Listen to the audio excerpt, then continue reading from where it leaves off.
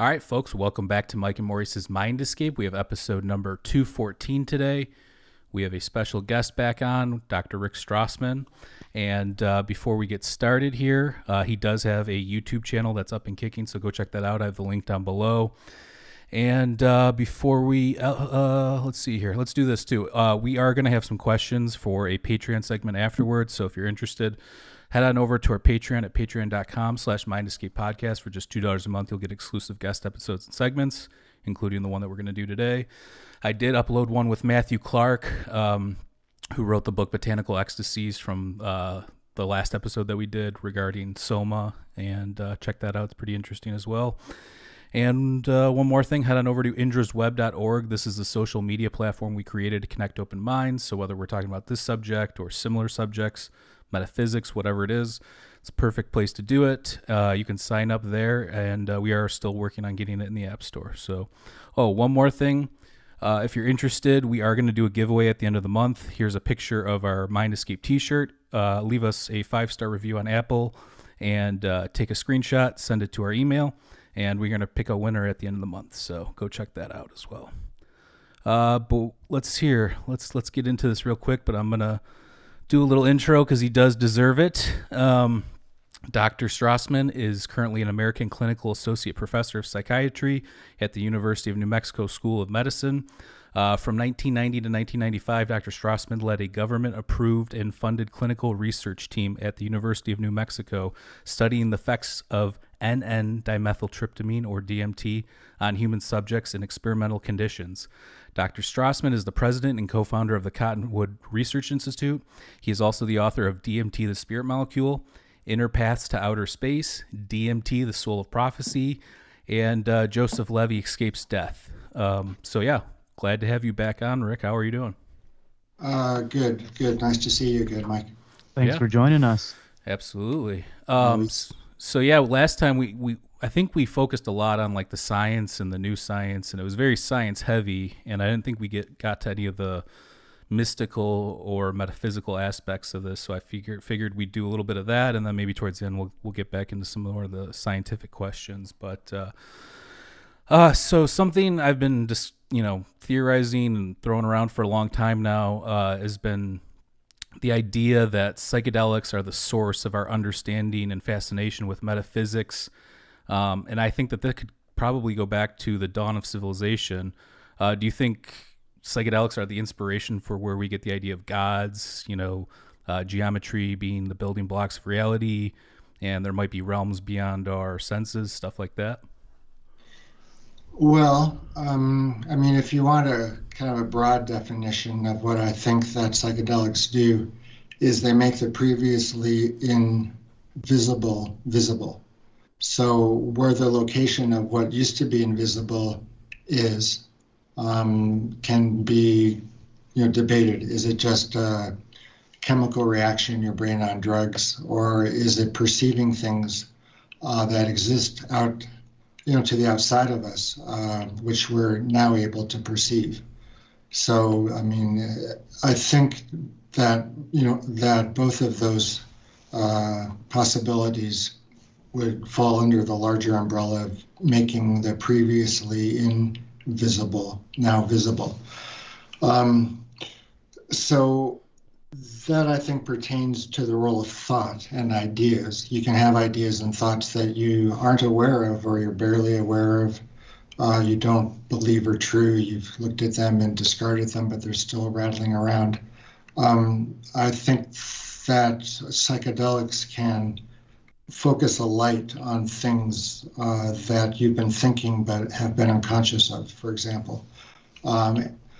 So you need to have the raw material in the first place to come up with an idea of God, or of metaphysics, or of the spiritual things that we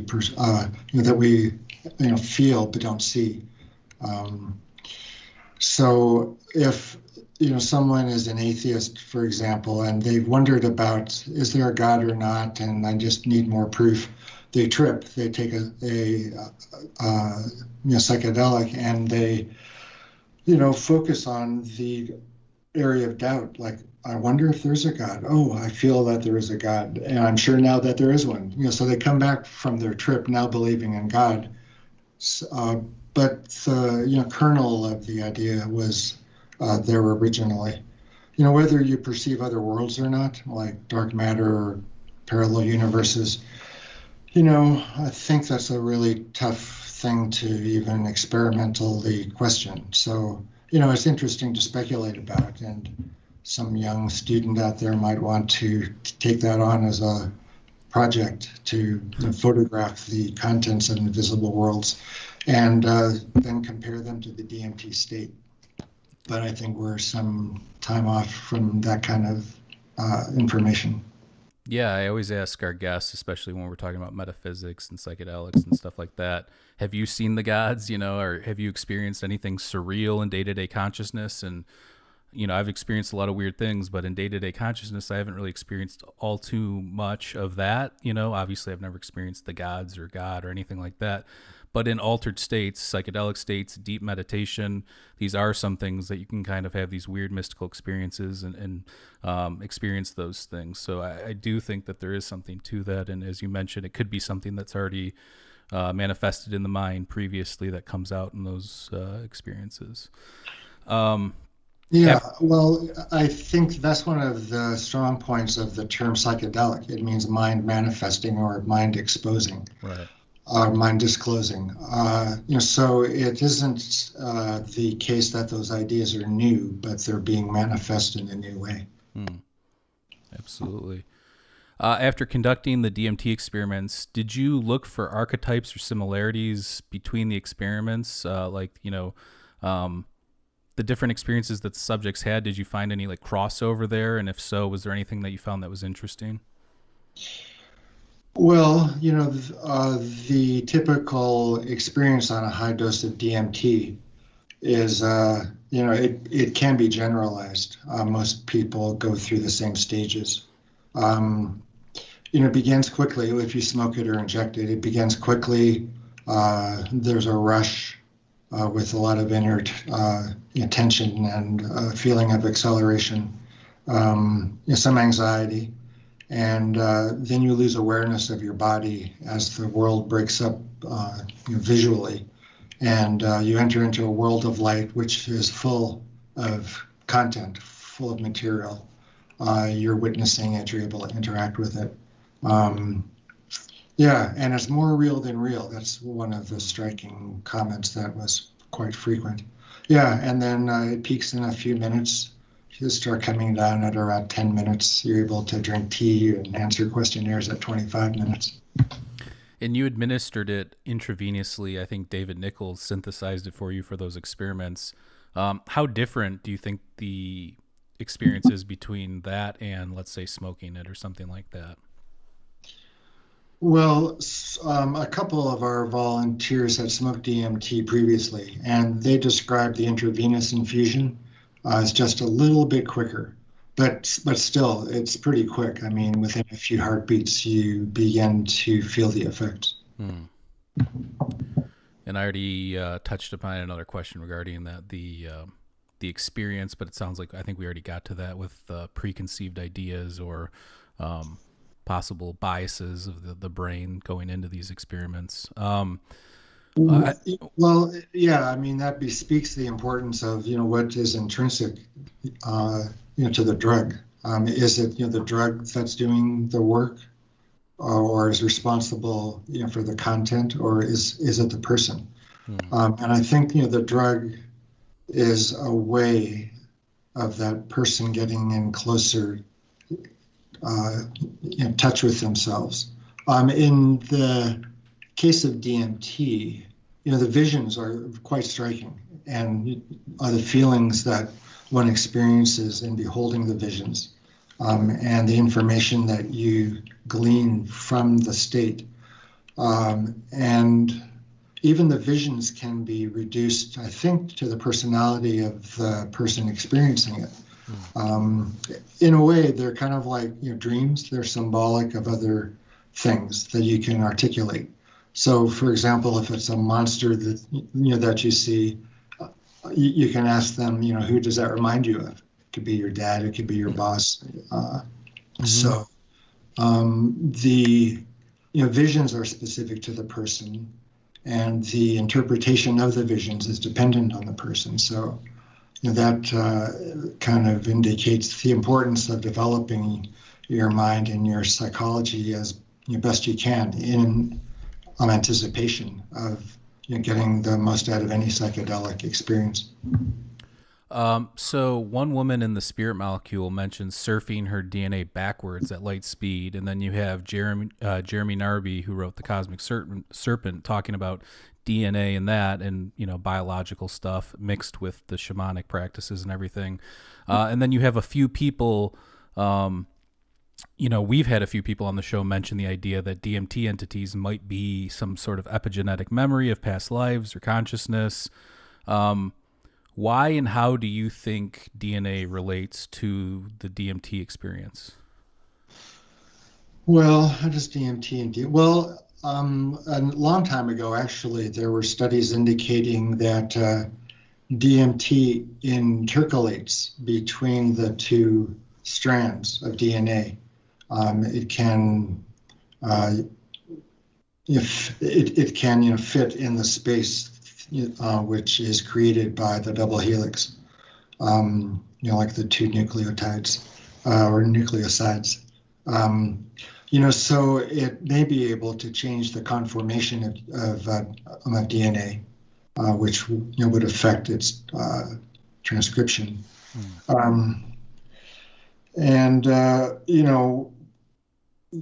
That does bespeak genetic influence, epigenetic effects, but was pretty speculative at that.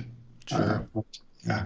And if anybody's interested on Rick's channel that he's beefing up now, he does have the clip from the last show we did with him where Maurice kind of made some visuals associated with him telling us of his experience with Terence McKenna and Graham Hancock with his I think you mentioned the entities and stuff like that. Do you have your own ideas of what the entities are, or do you just kind of read all the research and listen to all the people's stories and keep evolving your own picture on that? Well, I think at the most basic level, the entities provide us information that we weren't aware of before. They, help us, know things about ourselves that we didn't know before. You're referring to my interview with Graham Hancock a couple of years ago in Sedona, and I spoke about the first time I smoked DMT. It was with Terence McKenna, and I could kind of use as an example, the entities that I saw. There were these, maybe half a dozen humanoid-like beings, maybe 4 feet tall, emerging out of a waterfall, this flaming, colorful waterfall. And they just, bore in on me and said, telepathically, now do you see, now do you see, now do you see, just over and over. So, what does that mean? Where did they come from? What do they mean by now do you see? And I think it's a reflection of who I am who I am now, who I was at the time, kind of searching for for answers to very difficult to respond to questions. Now do you see? What's the ultimate meaning of life? What are you doing with yourself? What's the world about? Yeah, so. Now do you see? Now do you see? Well, I'm not really sure, so I need to investigate further. So that was a specific message that was intended for me to help me focus or to become more aware. But it was quite personal too. Oh, absolutely.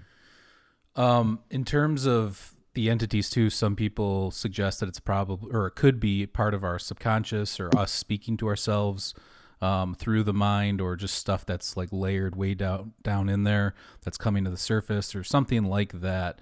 The thing that I find interesting though is that when people describe them, they do feel external to most people. Like they do feel like something else. They don't really feel like you, I guess, if that makes sense. Like, do you think that based on your experience that you think that they're external, or do you think that it could be something internal?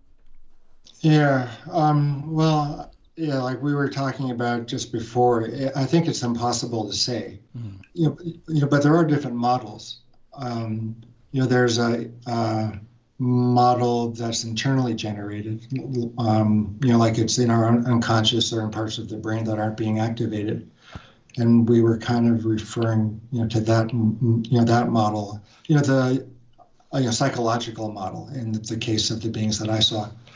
Um, but you could also view it externally, like, these are angels or some kind of channels from the divine that have been, entered into your consciousness and are transmitting information, from elsewhere, from God or from a different sphere or what have you. Um, yeah, so the angels, the beings would be called angels, like in the Jewish, model anyway, like, Michael or Gabriel, healing angels, fortifying angels. Angels are the conduit, are the way that divine information is transmitted, to people. And so, for example, if you're tripping in some form or another, you might be more accessible to that kind of communication that originates in the outside and then manifests in your mind. Mm. And it could be God speaking to me, through an angel. Now do you see? Now do you see? Right.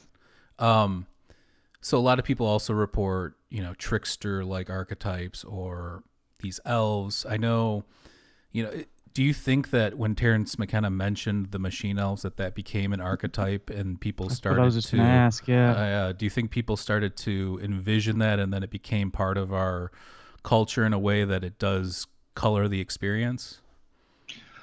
Yeah, I think that it does, to some extent. Yeah, and in a way that supports an idea I've been kind of playing with for the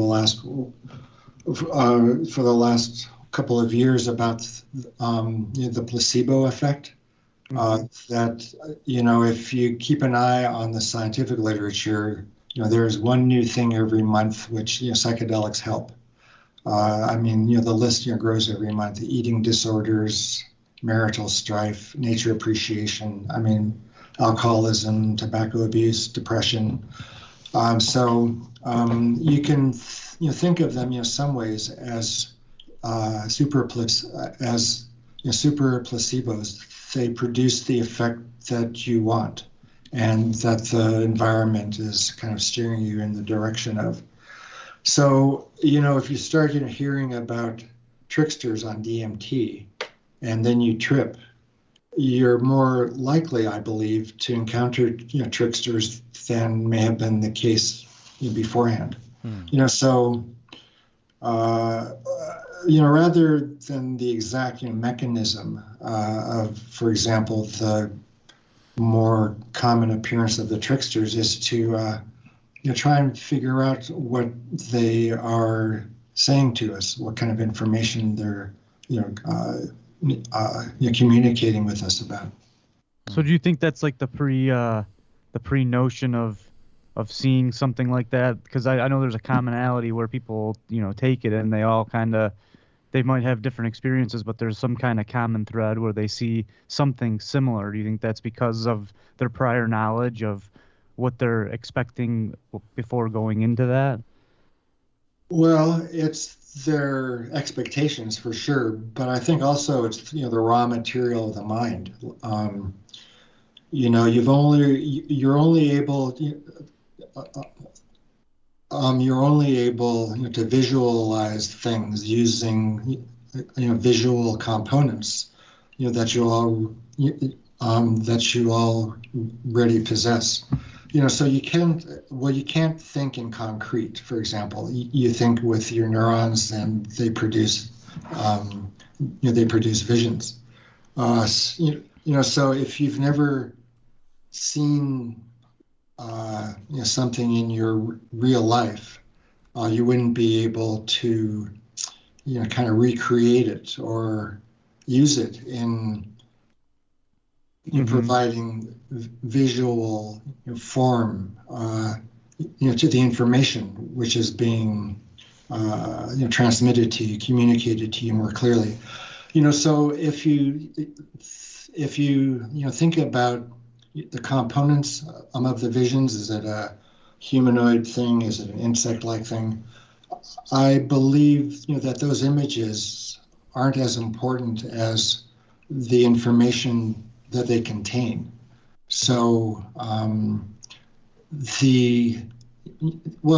it's almost like garbing ideas, putting ideas in some kind of visual cover.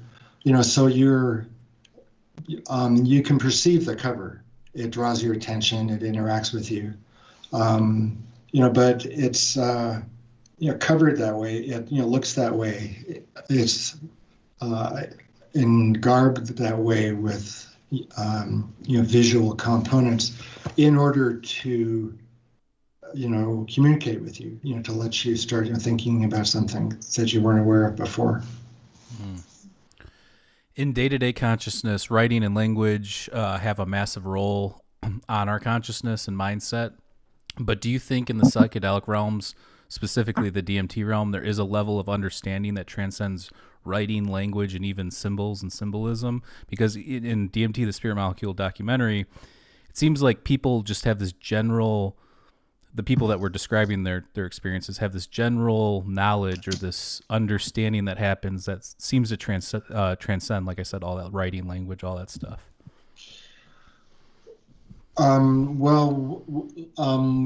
you say transcend, do you mean non-verbal? Like it's like not like almost like psychic in a way, I guess, or just an understanding that is not from this realm in which we experience from day-to-day consciousness, like a communication. Like I said, it could be, I guess, psychic or non-verbal or maybe even visual. I don't know. Well, you can approximate verbally certain experiences. I think it's not quite true, that the essence of a psychedelic experience is only ineffable. I think you can say quite a bit about it as well. You might not be able to do a one-to-one correspondence, but you could get ideas across using words about your experience. You don't need to throw up your hand and say it's ineffable just because you don't have the vocabulary, right, or the interest in speaking about it or understanding it verbally. So in a way, the transcendence of thought is only a small part of it. But I think more profound or more convincing is the feeling of reality, of the reality sense of what you're witnessing. It just seems more real than real. So in a way, it transcends everyday reality, at least our feeling about the reality of everyday reality compared to the DMT state. Yeah, and it seemed like a lot of those people's in the Spirit Molecule, a lot of their trip reports, I guess if you want to call them that, they do talk about like metaphysical or like metaphysics, things having to do with reality, the center point of everything, things that maybe even might bleed into like theoretical physics and stuff like that is what it sounds like. So I guess that's kind of what I was getting at. It sounds like people that maybe have never even thought about that stuff before are now being thrust, to think about some of those ideas. Well, remember, that our volunteers were almost all college educated. A lot of them were psychologists and lawyers and doctors and things. Religious studies majors. So they were kind of spiritually oriented in the first place before they even volunteered. And in a way, one of the reasons that they volunteered was in order to advance spiritually or have spiritual experiences. Yeah, it's interesting. So it seems like DMT and maybe to a lesser extent Salvia severely alter our perception of time. Do you think there's any connection to the dimensional space-time during these experiences, or do you think that this is just our biological perceptions that are being altered during those experiences? Well, you should also mention 5-methoxy-DMT, along with your Salvia and with DMT. Sure. Yeah, it's smoked, very fast acting. You leave your body. It's quite intense, quite short as well. Yeah. So, what was your question? I wasn't quite. So, like, you have time space. You know, like you have the thing that is time space, and then the fourth dimension, and then you have our perceptions of time, which get altered. You know, we have adrenaline rushes, or somebody has a near-death experience, or a psychedelic experience, or anything that alters our perception of time. So, do you think that there's any correlation in these experiences to some thing that we don't understand about the universe yet, or do you think that that is just our perception of this thing that we call time space? Well, yeah, boy, I don't really know. That's a good question. Well, there are studies of the brain's perception of time. I'm not familiar with our research, but I've seen it. That people are looking at how the brain tells time. So you would think in that case, you take a psychedelic, or you're in some naturally altered state, it might affect the brain's ability to keep track of time. But if you want to, explain things from a top-down model, a more metaphysical model, you could say that you entered into a different, time-space continuum, or you were able to apprehend it as a result of tripping, being in an altered state. Yeah, you could perceive what was out there all along, but you weren't able to without tripping. Or it just could be your brain, or some combination. Yeah, I think it turned out to be. I think about it a lot, and obviously I think about like time dilation. The more gravity there is, the more time slows down, and all that kind of stuff, and how we interact with that. So yeah, I find that to be one of the more fascinating parts of psychedelic experiences. Do you think there's any molecule or psychoactive compound on Earth that is more potent or similar to DMT that is yet to be discovered, or do you think DMT is going to be the holy grail when it's all said and done? Yeah, I mean, I don't know what's not out there. Or what is out there. I just meant from like a philosophy of science standpoint, that we're always discovering new things. We're always looking for that next paradigm shift. We're always pushing the boundaries.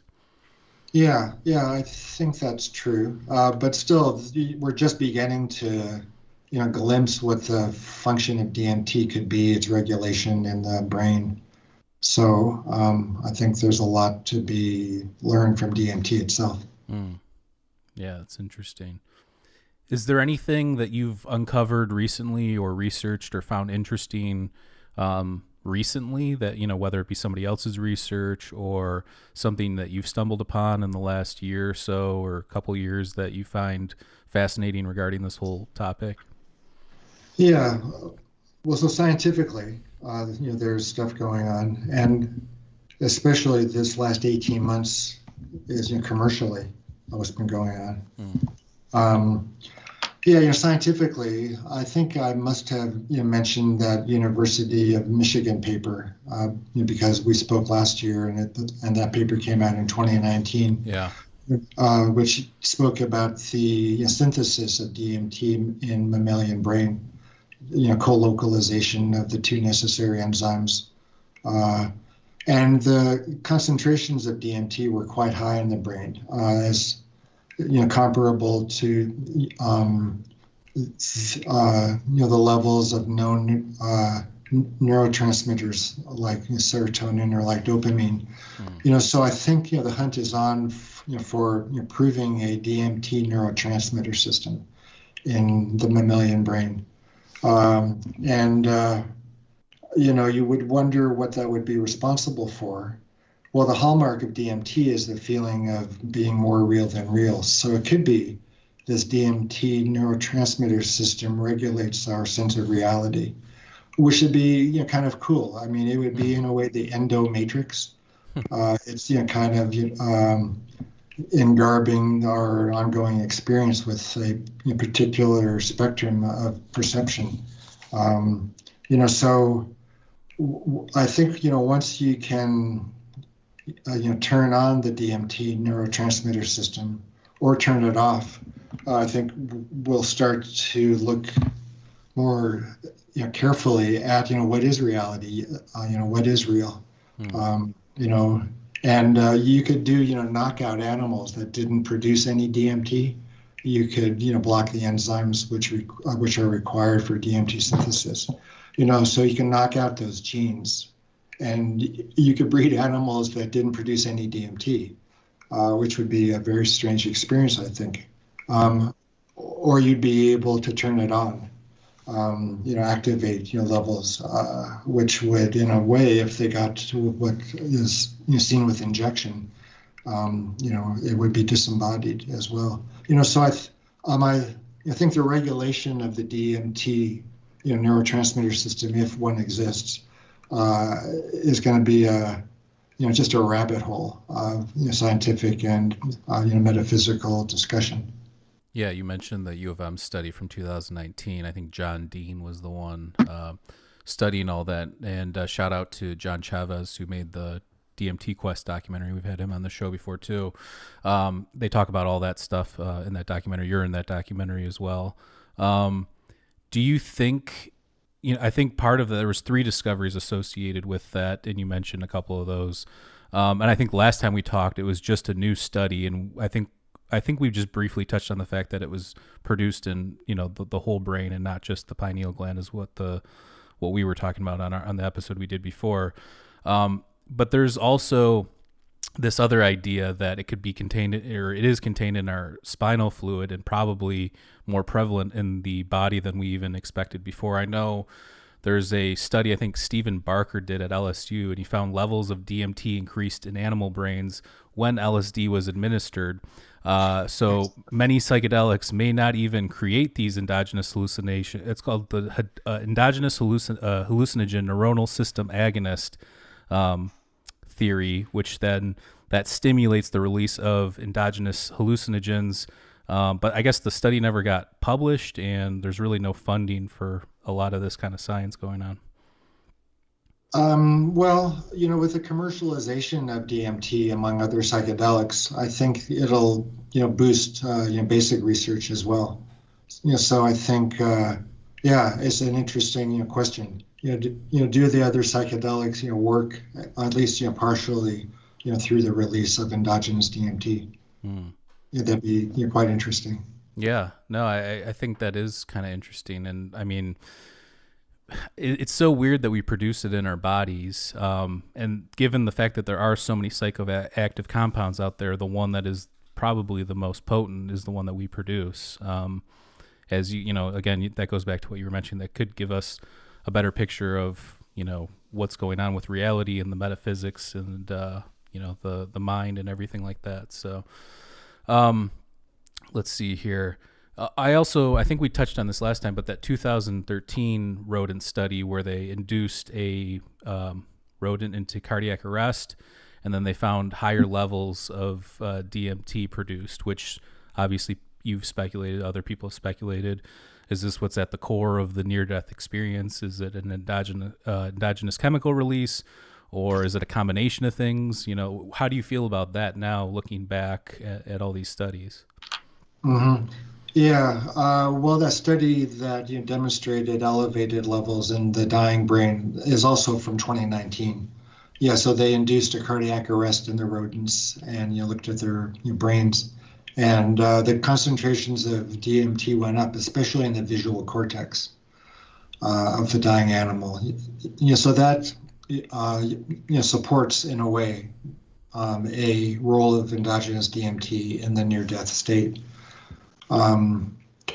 Yes, so that's an important avenue of future research. What that represents, is it a gateway or a curtain to death? It's kind of more speculative about what that may lead to, but at the very least, the state itself is the last thing that you're aware of before you die. So once you die, I mean, we have no idea what that's like. But if DMT is released at the time of death, that would be the last thing you'd be aware of, is entering into a DMT state. Interesting. Shout out to the Dreaming Jaguars. Shout out to RN. Shout out to 4.5 Fingers. Maurice, do you want to give your little thought on dying and the DMT release? Well, yeah, I've always been in the camp that when you do pass on, that is a bridge into the next realm, if you will. So, but don't you think that it traps you in there forever, or something that feels like eternity? Isn't that? I feel like you've said that before.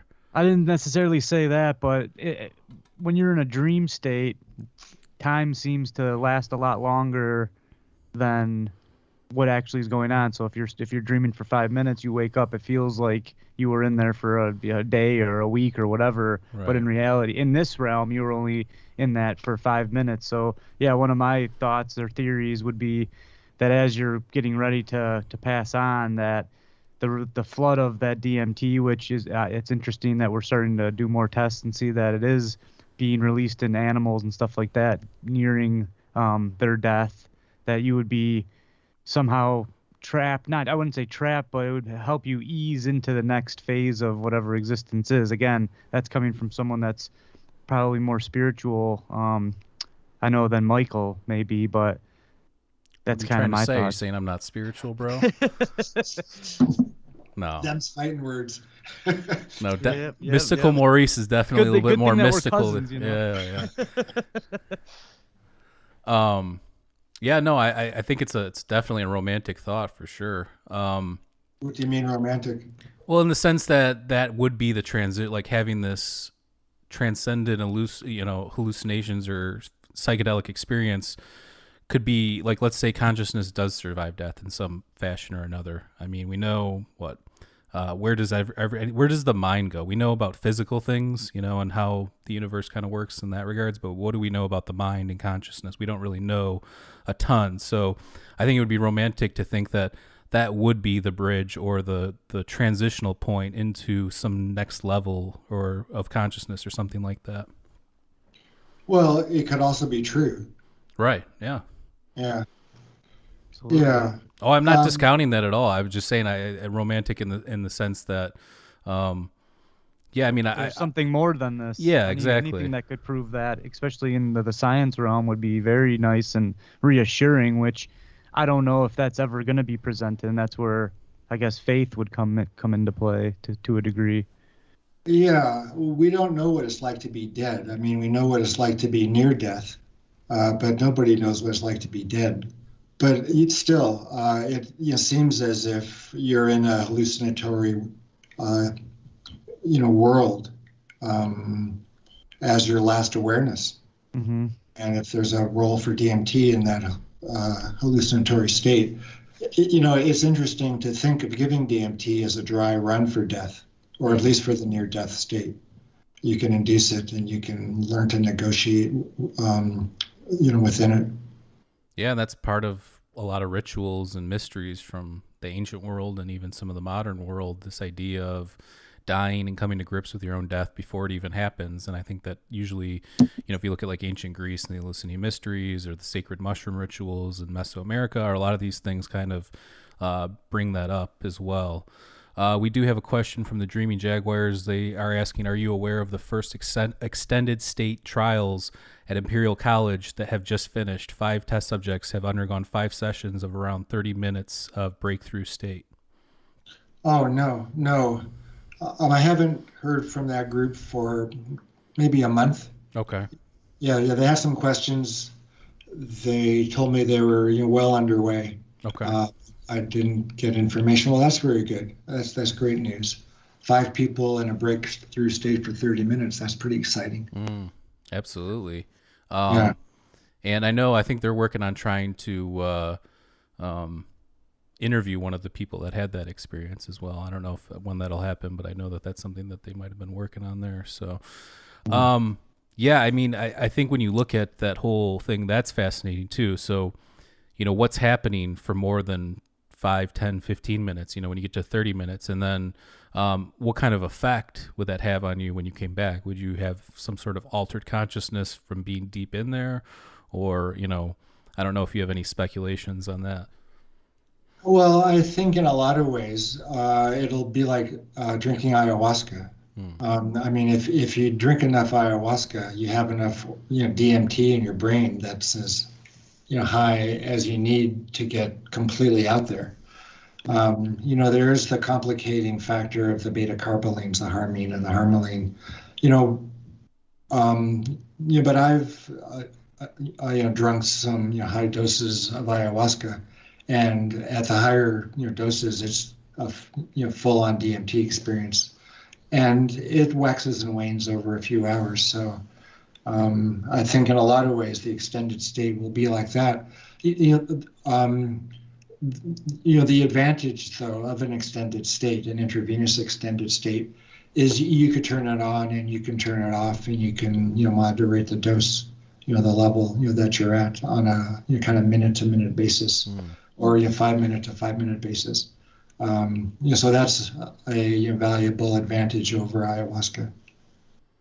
I know that I don't know, I think it was Andrew Gallimore who was, I don't know what it's called. I think it's something having, it's Salvinorin B, but it's like an extended, like methoxy version of that, where somebody, that one sounds to me like that could induce maybe some psychological stuff, just because I've done Salvia. I know, I haven't done it in a while, but when I was younger, I did it a decent amount of times, enough to know that, it's pretty intense, and I don't think it's as pleasurable as a lot of the serotogenic receptor psychedelics. And do you have a feeling on something like that, like an extended Salvia trip? Yeah, I'm not that crazy about Salvia either. Well, a friend of mine in LA was the guy who discovered that you can, vaporize and inhale Salvinorin A, pure compound, and he sent me some, and I took about 10 times the dose. Right. I figured, it was brand new. Nobody knew about it. He said, "Oh, try it out," and it was a very small quantity. Potency-wise, it's much more potent than DMT. The amount of material required, for the full-on intoxication. So the first, vape didn't work at all. Then I just, poured all of it into the pipe, and it was terrible. It was just horrifying. Yeah. It just put the fear of God into me. I mean, it was the most terrifying thing of my life. Yeah, very repeaty, very fractally. But yeah, there is some like negative stuff that comes up in those two, and not like a negative work through it therapeutic way. To me, at least, it was more, like you said, kind of terrifying at different points. And I know they used to sell when we were younger at head shops, 32X, 25X, the extracts. They would sell it as like incense at head shops when we were younger. I think it's illegal now, but yeah, until it got to 100X. Well, there's a diabolic demonic energy that it seems to contain. And the people that I know that really like it, they have got kind of a hard edge about them, at least, most of them. There is a feeling of everybody's out to get you when under that, so that's strange. I was, thinned out and stretched and being incorporated into this pant leg of this 40-foot guy that had appeared in my living room. Yeah, and I couldn't resist. All right, folks, sorry about that. We got cut out for a second, but we are back. Maurice, you had your question? Yeah, I was just asking about the movie Enter the Void. I wanted to see if you have seen it, and what your thoughts were, how realistic it was, and pretty much just what you thought of that. Yeah, well, it's an interesting movie. It's about a guy that's on DMT. He's trapped in a bathroom in a Tokyo nightclub, and he's shot and killed, and then he goes through the bardos. The beginning was intriguing. It was quite thrilling, exciting, pretty accurate. Gangsters and drug dealers and things. The extended travel through the bardos kind of lost me. But still, anything that helps get people to know more about DMT and more people, to know about it is a good thing. The Wachowskis, that TV series called Sense8, the first episode is smoking DMT. That's featured. And a few months ago, there was a new release, a sci-fi time space a travel film, which features two stars, a black guy and a white guy. And it involves ayahuasca and the pineal and the brain and DMT and things like that. So it is getting more mainstream. Still, compared to mushrooms and LSD and whatnot, it still occupies kind of a niche position. Absolutely. Yeah, Maurice knows all the obscure, weird, esoteric films. He's always sending me stuff to check out where I'm like, what's I enjoy the films that you watch them and then you might not really understand what's going on. You have to kind of think about it. I like that. What's the one you told me that I watched, Upstream Color or something? Yeah, like that? Yeah. Upstream Color. Yeah. Well, I wrote a review on Amazon of Upstream Color, and I got a note from somebody saying, "You figured it out. You got it." So. Wow.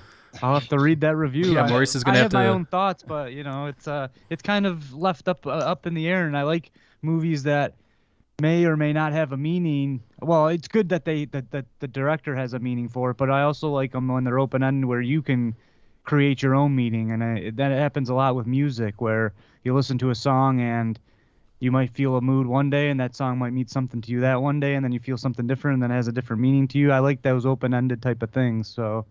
Mm-hmm. Yeah, what was that alien one I told you about with Jesse Eisenberg recently? I forget the name of it. That one was pretty weird too. But interesting we're both stuff. scientific buffs. Is there anything, any other movies that you've seen recently that you'd recommend that to kind of touch on these topics? Oh, let's see. We just watched The Mind Hunters. Michael loves that. Yeah, I love that series. It's great. It's pretty good. We're now watching Blacklist with James Spader. Yeah, I think my wife used to watch that. I haven't gotten into that yet. We started. I think I saw what's this. It's called like clickbait. It's the first thing that what's his face Vince from Entourage has been in since. It's kind of it's one of those things you won't guess, because I'm a pretty good guesser of what's going to happen at the end. You definitely won't guess what happens at the end of this, but it's interesting. Yeah, I got to find your review on Upstream Color though, because I want to see your thoughts on that one. That's like one of my favorite movies. I love Shane Carruth because his first movie Primer, he only had like $6,000, and it's a time travel movie. I highly recommend that one if you haven't seen it. Oh yeah. I've seen it twice actually. It's quite nice. Good. Yeah. Well, you almost have to see it at least twice because it's a mind messer. So in terms of back to the DMT stuff, have you? I know you were. I think last time we talked a little bit about DMT and the soul of prophecy. Is that something you're still theorizing on and hypothesizing on? Is that whole stuff about DMT and possible explanations that don't involve obviously ingesting it or smoking it? Well, I do spend a lot of time in the Hebrew Bible, the Old Testament. I can show you my bookshelves, maybe if it doesn't mess things up. Let's see where. Oh, I can't. Let's see here. Yeah, so I've got a lot of books, okay. and they're pretty much all the Hebrew Bible and commentaries on it and discussions of selected topics. So I spend a lot of time studying the Hebrew Bible, and I came to that ultimately through my DMT work. Buddhism wasn't that great a spiritual model. The scientific models were kind of dry, and Judaism and the notion of the prophetic experience as laid down in the Hebrew Bible is very interesting, and it's the content which I've been fascinated with a lot more than the mechanisms. The mechanisms are in a way wiring and plumbing and that kind of thing, and it isn't as interesting as what information is being conveyed through that mechanism, and you can access at least a lot of the information verbally, and you can write it down and you can read it and you can think about it. So, I study the Hebrew Bible every day. There's a cycle. You can read the first 5 books every year if you stay on schedule. And I know there's a recent discovery. We did it as part of we do sometimes we'll read the archaeology and science news and stuff like that. There was a recent discovery regarding the Dead Sea Scrolls that I think they found it in the Cairo Geniza, I think is how you pronounce it, which is a manuscript with all sorts of knowledge in there. And they found that the Dead Sea Scrolls were most likely not just the Essenes hiding out in the desert, but most likely that was a place where celebrations or this one specific event would happen, almost like people would have a pilgrimage and come there and all congregate there. But I found that was kind of interesting. Yeah, the Dead Sea Scrolls are great. They give you an idea of what was going on toward the end of the Second Temple, the beginning of Christianity. There's even a few mentions about Jesus in some of that material. So yeah, and their versions of the Bible are different slightly. Like the Book of Isaiah. There's a version which was being used then that is substantially different than the current version. Interesting. So let's wrap it up here. Really appreciate your time. We are going to do a Patreon segment with you. Some people sent in some questions and we're going to try and answer those. But to anybody watching or listening, please go subscribe and check out Rick's YouTube channel. If you just type in Rick Strassman, it's the first channel that pops up, or we have the link all the way down below the video and the information, so you can go click on there and it'll send you there. Also, check out his books, DMT, The Spirit Molecule, DMT, The Soul Prophecy. I have the links down below to those books as well, and his website as well. Is there anything else you want to plug? No,